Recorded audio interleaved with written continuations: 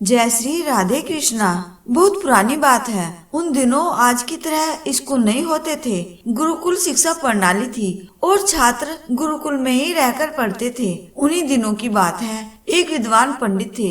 उनका नाम था राधे गुप्त। उनका गुरुकुल बड़ा ही प्रसिद्ध था, जहाँ दूर दूर से बालक शिक्षा प्राप्त करने के लिए आते थे।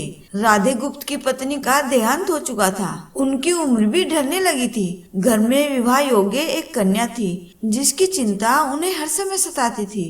पंडित राधे गुप्त उसका विवाह ऐसे योग्य व्यक्ति से करना चाहते थे, जिसके पास संपत्ति भले न हो पर बुद्धिमान हो।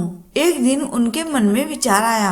उन्होंने सोचा कि क्यों न मैं अपने शिष्य में ही योग्य वर की तलाश करें। ऐसा विचार कर उन्होंने बुद्धिमान शिष्य की परीक्षा लेने का निर्णय लिया। उन्होंने सभी शिष्यों को एकत्रित किया और उनसे कहा, मैं एक परीक्षा आयोजित करना चाहता हूँ। इसका उद्देश्य यह जानना है कि कौन सबसे बुद्धिमान है। मेरी पुत्री विवाह योग्य हो गई है और मुझे उसके विवाह की चिंता है, लेकिन मेरे पास पर्याप्त धन नहीं है। इसलिए मैं चाहता हूँ कि सभी शिष्य विवाह में लगने वाली सामग्री एकत्रित करें। भले ही इसके लिए चोरी का रास्ता क्यों न चुनना पड़े, लेकिन सभी को एक शर्त का पालन करना होगा। शर्त यह है कि किसी भी शिष्य को चोरी करते हुए कोई देख न सके। अगले दिन से सभी शिष्य अपने अपने काम में जुट गए। हर दिन कोई न कोई शिष्य अलग अलग तरह की वस्तुएं चुरा कर ला रहा था और गुरुजी को दे रहा था। राधे गुप्त उन वस्तुओं को सुरक्षित स्थान पर रखते जा रहे थे,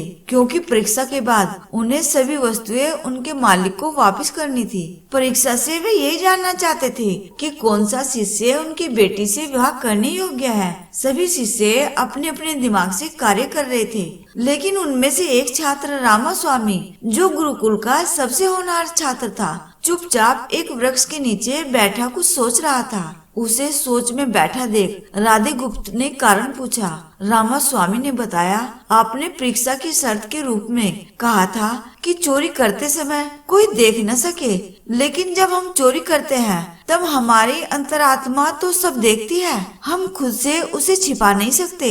इसका अर्थ यही हुआ ना कि चोरी करना व्यर्थ है। उसकी बात सुनकर राधे गुप्त का चेहरा प्रसन्नता से खिल उठा। उन्होंने उसी समय सभी शिष्यों को एकत्रित किया और उनसे पूछा, आप सबने चोरी की, क्या किसी ने देखा? सभी ने इंकार से सिर हिलाया। तब राधे गुप्त बोले, बच्चों, क्या आप अपने अंतर मन से भी इस चोरी को छुपा सके?